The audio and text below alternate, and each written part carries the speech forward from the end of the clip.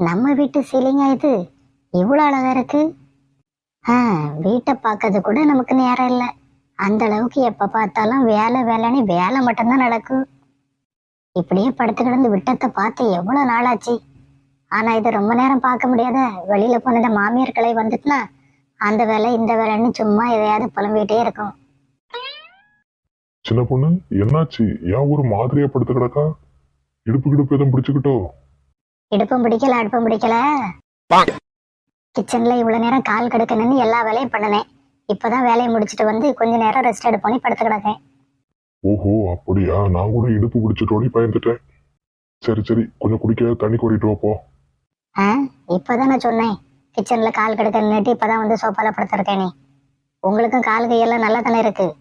போய் நடந்து போய் தண்ணியை கோரி குடிச்சிட்டு வாங்க போங்க. நானே வெளியில போன உங்க அம்மா வரது வரைக்கும் தான் ரெஸ்ட் எடுக்க முடியும்னு பார்த்தா இவரு அதுக்கு மேல நமக்கு வேலை சொல்லிட்டு இருக்காரு. என்னங்க போறதான் போறீங்க? எனக்கு தண்ணி தாகமா தான் இருக்கு. எனக்கு ஒரு கப்பு தண்ணி குடிக்க கொண்டு வாங்கண்ணா. மொத்த மழை இங்கு கொட்டி தீராதோ. இந்த சின்ன பொண்ணு, தண்ணி எழுப்பி குடி. முனே எனக்கு நல்ல தண்ணி தாக்கமா இருக்கு. எனக்கு ஒரு கப்பு தண்ணி கொட்டா முனே. வாமா, எத்தனை பேருக்கு நான் தண்ணி கோரி கொடுப்பேன். உங்களுக்கும் கை கால்லாம் நல்லா தானே இருக்கு. நீங்களே கிச்சன்ல போய் தண்ணியை ஊத்தி குடிச்சிட்டு வாங்க போங்க. உன் பொண்டாட்டிக்கு மட்டும் தண்ணி கொறி கொடுக்க பெத்த அம்மாக்கு தண்ணி கொறி தர மாட்டா அப்படித்தானே? ஆமா, அப்படித்தான். உங்களுக்கு தண்ணி கோரி தரலன்னா ஒரு பிரச்சனை இல்லை.